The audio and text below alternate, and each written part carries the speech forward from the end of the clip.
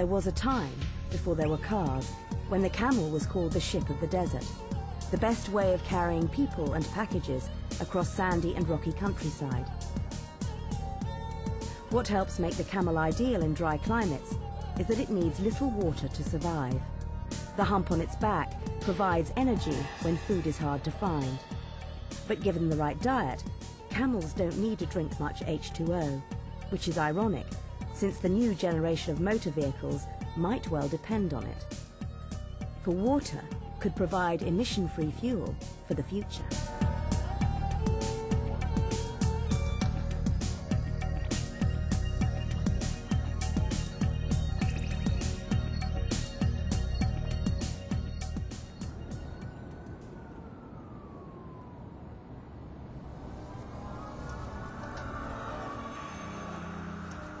The image projected by TV advertising is that driving is an experience to enjoy.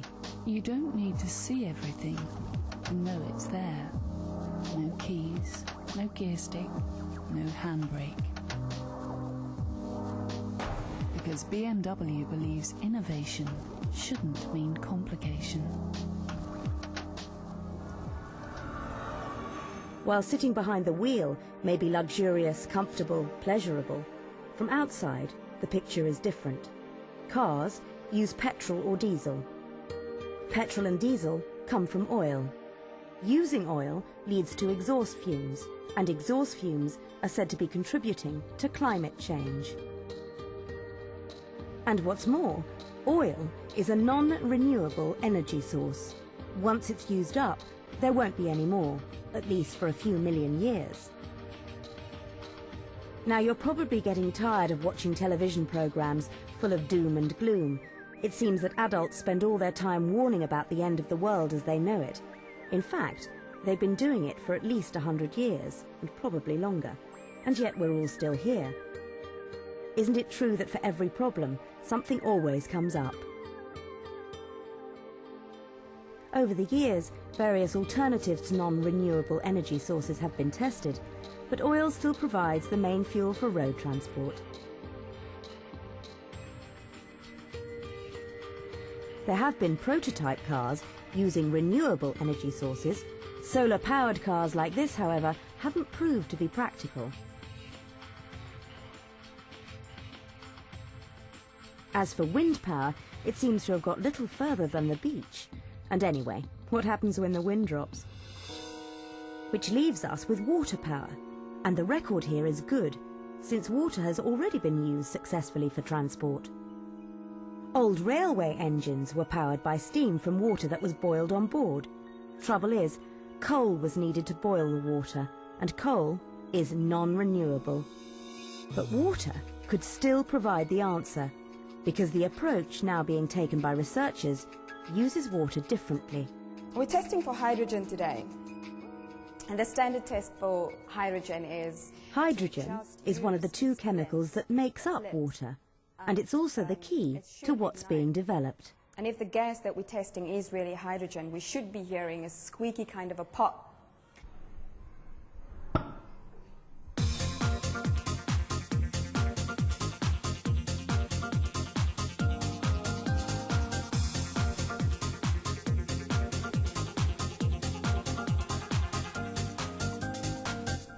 When hydrogen burns, energy is released as heat, light and sound. Energy that can be used to drive the engine of a car. And as well as energy, something else is produced, for dripping from the test tube is water. A traditional car is powered when a mix of petrol and air is ignited, releasing energy that forces down pistons inside cylinders, and this ultimately turns the wheels. But as well as energy, carbon dioxide and other pollutants are produced. The engine of the new clean energy car uses a mix of hydrogen and air. The outcome is the same: combustion, energy, power. What isn't the same is what comes out of the exhaust pipe. Because burning hydrogen produces only pure water. In fact, at demonstrations of the new clean energy car, they even drank water that had come from the exhaust pipe. Boy, it's better than LA tap water. BMW's research into the use of hydrogen as a fuel began back in 1979. In recent years, work on the clean energy project has intensified as demand to reduce carbon dioxide emissions has grown and petrol prices have risen. The clean energy hydrogen vehicle has now driven over 100,000 miles. But there's still a big hurdle to overcome. Where can you buy hydrogen? At the moment, there are over 12,000 garages across the UK selling petrol. Hidden beneath the pumps are underground tanks storing the different grades of unleaded fuel and diesel. For the new clean fuels, new hydrogen storage tanks will be needed, which means new pumps like this prototype will need to be installed. And perhaps looking to the future, how about automatic pumps too? To sell hydrogen, though, someone has to make it. There are massive oil refineries producing petrol and diesel. Where's the hydrogen going to come from?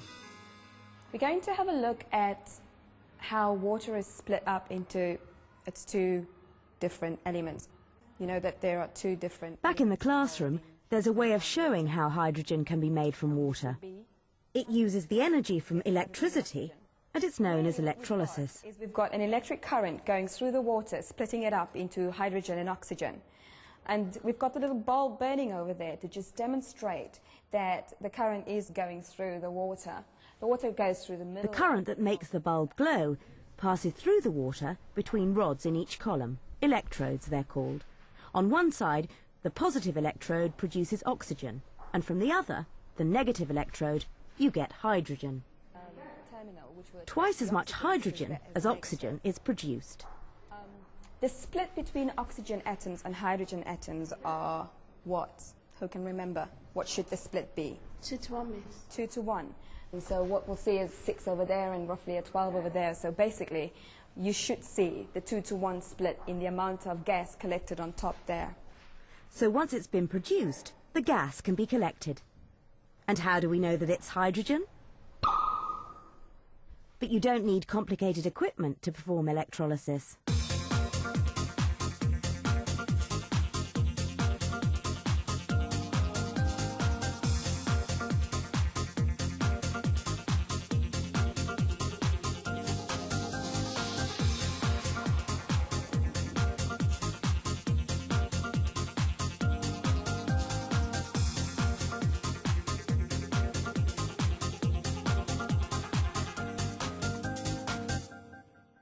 First drop it into the water, completely into the water, yes. And then we'll just lift it up and place it over there.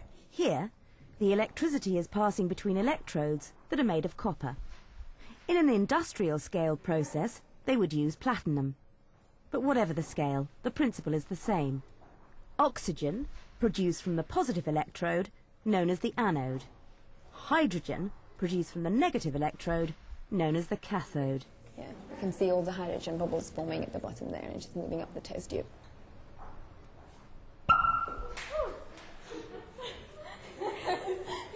Excellent. But the whole process depends on electricity. And while electrolysis is a clean process, at the moment, most electricity comes from power stations that use non-renewable energy sources like oil and gas.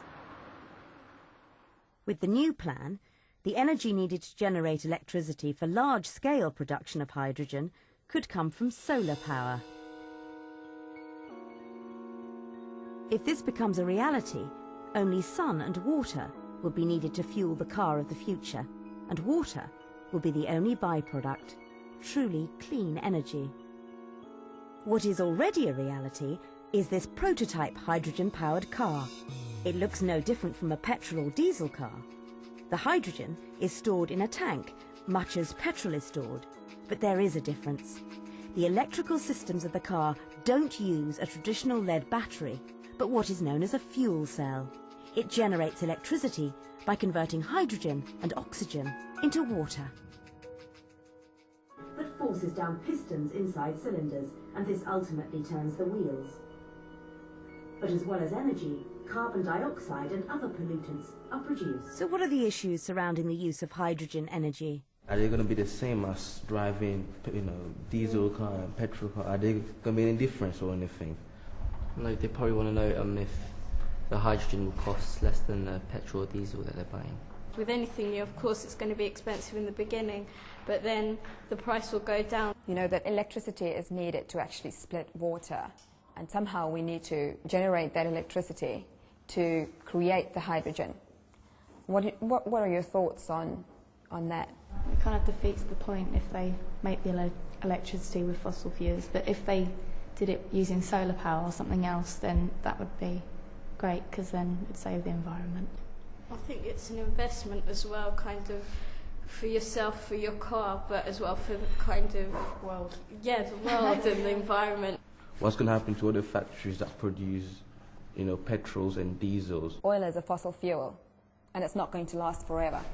Well, when they run out, won't companies and people be forced to use other alternative methods like solar power and with hydrogen? So they will have to use. But there'll have to be a solution before it runs out, because they can't let it run out and then bring up a solution. It won't work. But then the thing is that there's going to be technical changes in the cars. So people that study engineering stuff, they're going to have to study up about. Yeah, but that happens all the time. With new advances in medicine and engineering and computing, it's going to happen anyway, so it doesn't matter. It's been happening and it always will. You may have points you want to raise.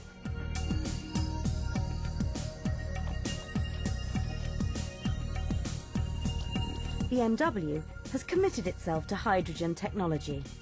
The clean energy car already exists. Perhaps we are looking to a future travelling on water.